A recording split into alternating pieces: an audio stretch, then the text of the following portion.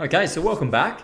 Now we're going to look at the evidence procedure and really what it is and how to really set it up. Now, this is fairly simple. And the great thing about an evidence procedure is once you learn how to do it, you can write it in such a way so that you can actually use that one evidence procedure through all of your scripts. So once you have an understanding of how to write it, it basically can be a set and forget sort of approach where you just copy and paste the evidence procedure that you're really happy with from one script to the next script.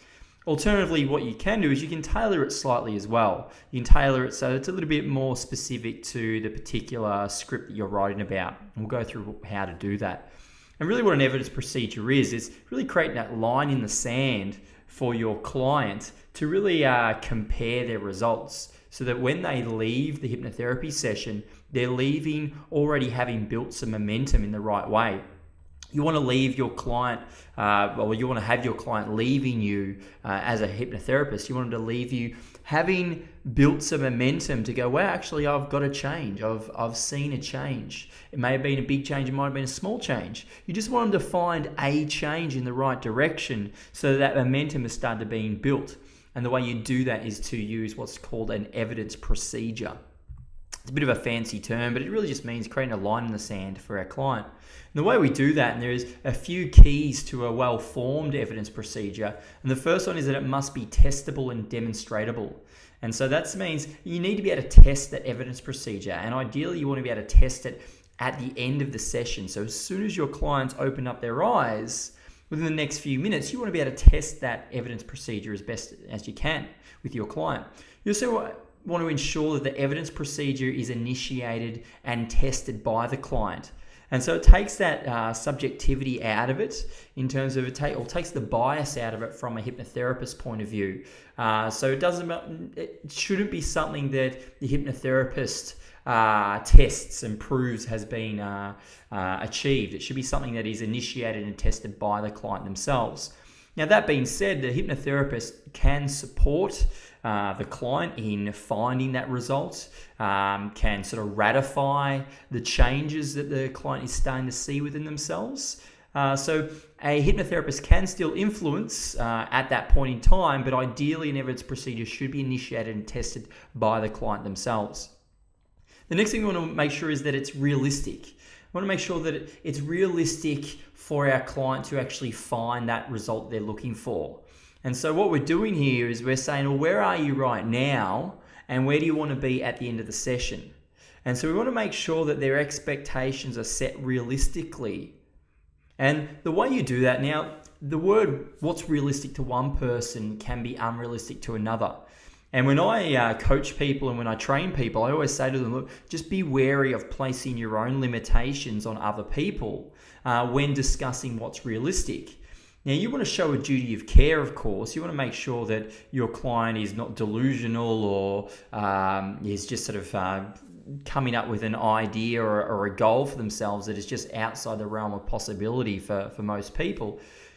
You want to make sure that you are showing a duty of care by testing that it is realistic, but not going too far overboard and sort of placing your limitations on people. And I think it was, what's his name now? Steve Jobs. Steve Jobs is his name. Steve Jobs is famous for saying it's the people that are crazy enough to believe they can change the world that go out there and do it.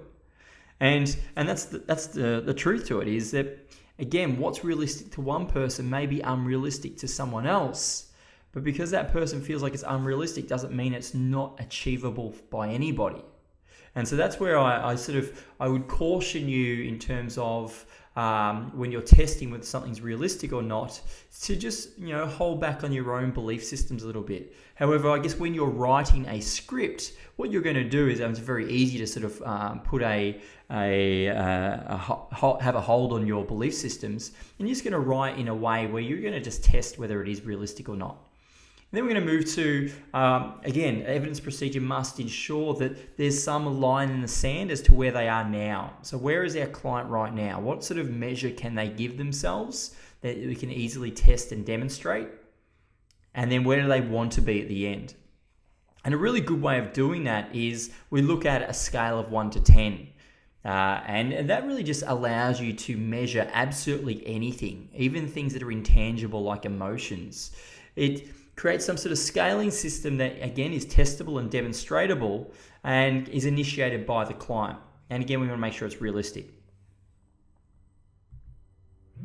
So a way to test an evidence procedure, or to create an evidence procedure, is firstly we want to start with, where is our client right now? And so an example of doing that, we can ask our client on a scale of 1 to 10, with 1 being very little and 10 being I'd do anything to achieve this, how much of a problem is this for you right now? And so what we're doing here is we're finding out, on a scale of 1 to 10, how big of a problem is this for our client? And if they say a 10, well, we know it's a huge problem. If they say a 1, it's not a very big problem at all. So we're just creating a line in the sand. We're getting them to rate themselves in terms of how big of a problem it is for them right now. And ideally, as a hypnotherapist, we're looking for a fairly high response from our client here. The next question we'll ask them is, where do they want to be?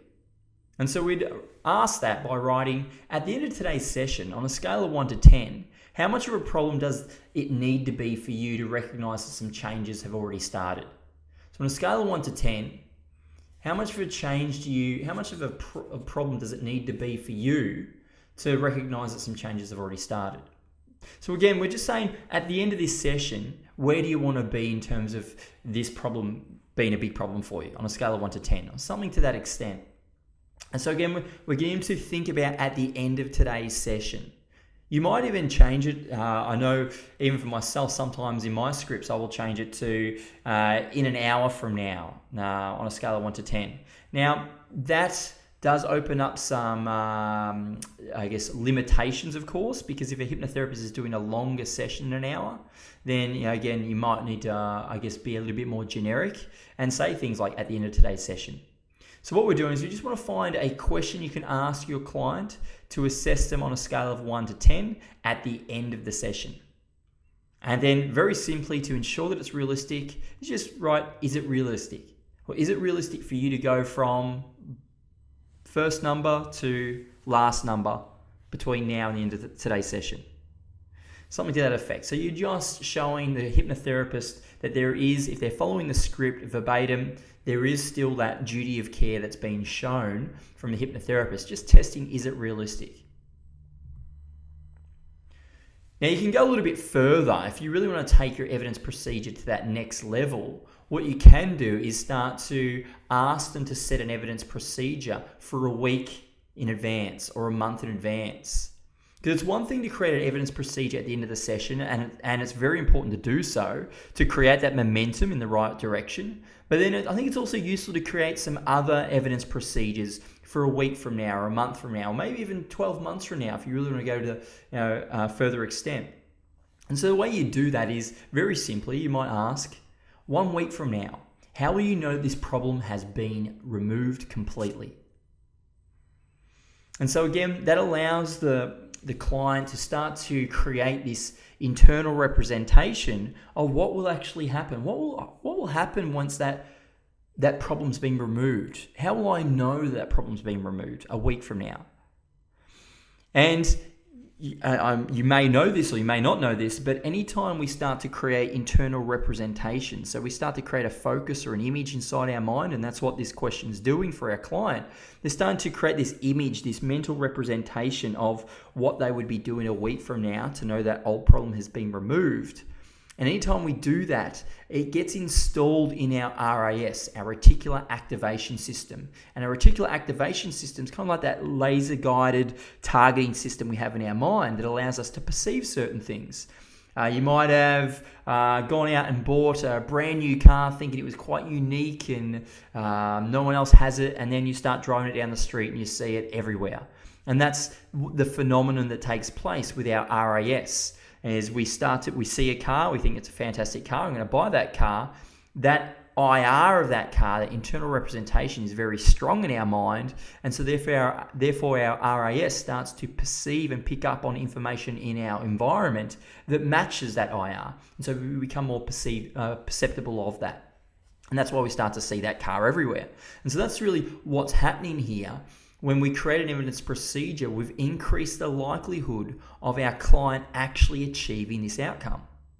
And therefore, you can go even further and say, where do you want to be in a month from now? So 30 days from now, how will you know that this old problem has been removed?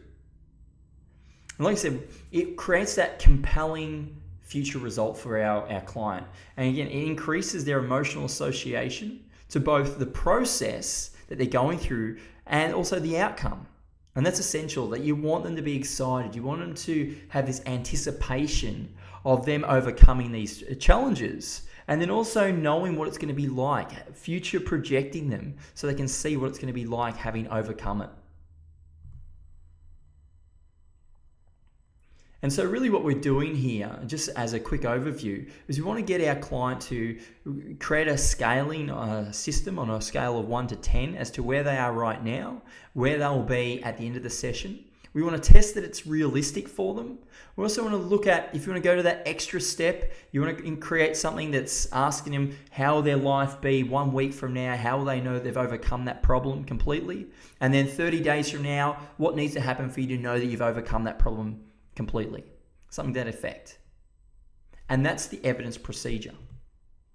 Now, I'm going to ask you to fill out an exercise, to complete an exercise. What I'm going to ask you to do is to write a paragraph asking your client to create an evidence procedure on a scale of 1 to 10 that includes A, how they feel about the problem now, and B, how would they like to feel at the end of the session. Now, if you want to go to that bonus level, you want to get the bonus marks, well then also include asking whether it's realistic, also what needs to happen 1 week from now for them to know that they've overcome that problem completely. And then even further than that, what needs to happen 30 days from now for them to know they've overcome that problem completely.